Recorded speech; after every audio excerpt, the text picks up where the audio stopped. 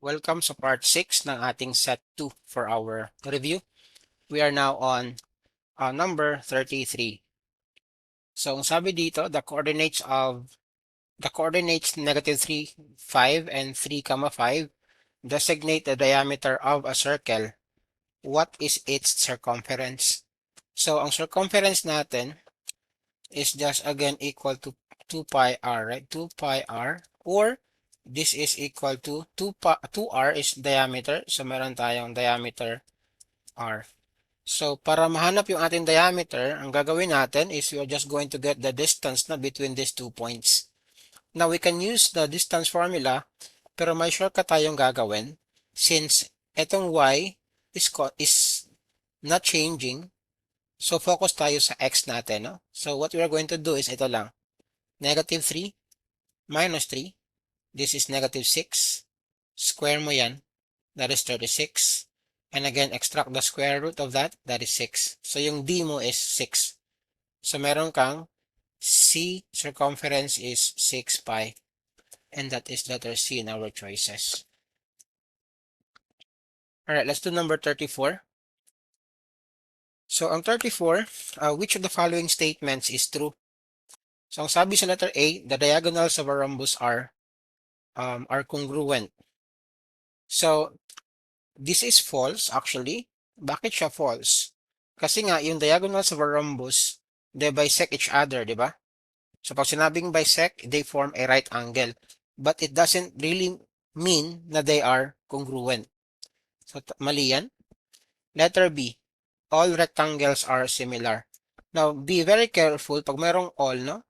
Mostly pag may mga all, it is automatic false, no?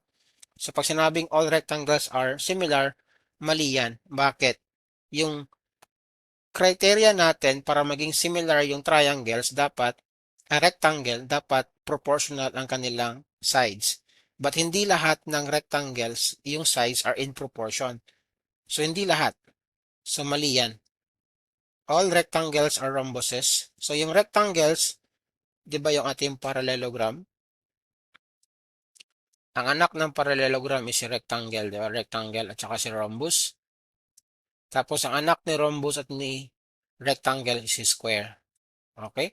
So, ang sabi, all rectangles are rhombuses. Hindi. Mali yan. Okay?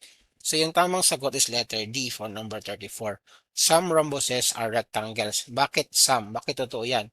Kasi nga, yung ating square is a rhombus. And yung square natin is also a rectangle. So, some rhombuses are rectangle. Those rhombuses na square are also rectangle. So, tama yung ating letter D. Number 35.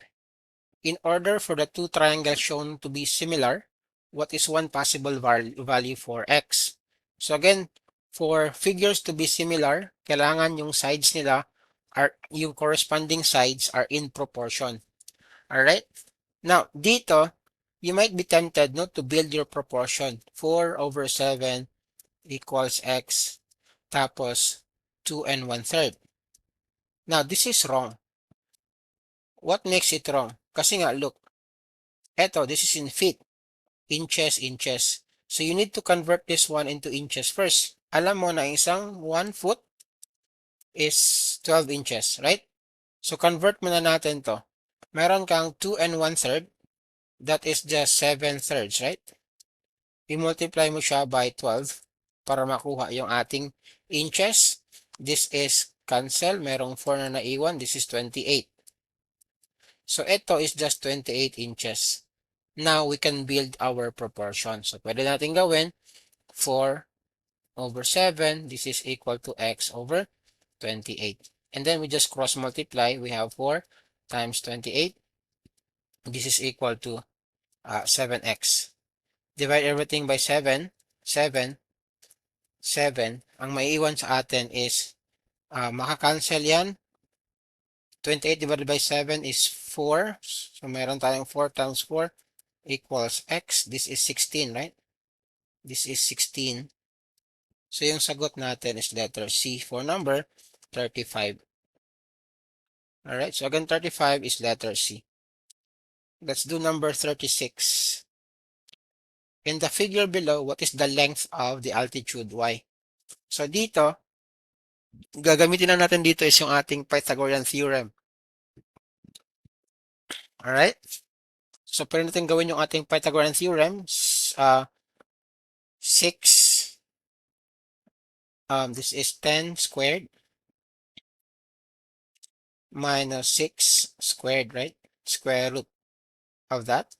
This is 100 minus 64, that is 8, right? So, yung sagot dito, this is just 8. That is letter B. Alright? That is when we use the Pythagorean theorem. Pero, if you can recognize your Pythagorean triple, di ba yung ating Pythagorean triple? Meron tayong 4, 3, 4, 5, right? 3, 4, 5. Ito is a scale of 3, 4, 5. Times 2 lang, times 2. So, this is, again, 3 times 2. Ito, this is 4 times 2. This is 5 times 2, right? So, this is actually 8. The same thing. That is letter B. Alright? But again, Pythagorean theorem will work, no? Pwede yan. 37 tayo. Which of the following sets of interior angles measures would describe an acute isosceles triangle? So, always remember, yung interior angles, yung sum ng interior angles ng ating triangle is 180. Okay? It's always equal to 180. Tapos pag sinabing acute, that is less than 90. Pag sinabing isosceles, dapat two sides are equal. So pag meron kang triangle, now remember, sa isosceles triangle, yung opposite angles are also equal or congruent. Okay? Ganun yung concept about isosceles triangle, no? So yung 37 natin, ano? Isosceles daw. Acute acute, less than 90. Ito hindi pwede kasi nga 90, right? Right angle yan. Alright? Ito, although less than 90, pero it's more than 180, so mali yan. Ito, less than 90, ang sum is 180. So C is our answer. Yung D naman, this is, again, 100, this is 60. Hindi umabot ng 180, dapat 180. So 37 is C. Alright? Number 38, this will be the last one. Which trigonometric function can equal or be greater than 1? So, alam natin niya ang sine. So, katawa, right? Sine theta is equal to opposite over hypotenuse. Tapos, yung cos natin, theta. So, that is adjacent, right? Over hypotenuse. Tapos, yung tangent natin, tangent theta, this is opposite over hypotenuse.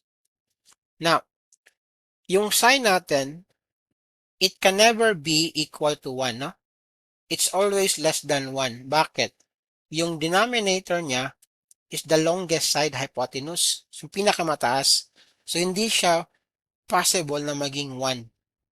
It is always less than 1. The same is true with our cosine kasi nga, it's hypotenuse yung ating denominator. So, yung sagot natin dito, ang tangent, pwede pa. Right? Pwede yung ating tangent. So, yung ating sagot is tangent. Alright, that ends our set 2 for our UPCAT review. Follow for more.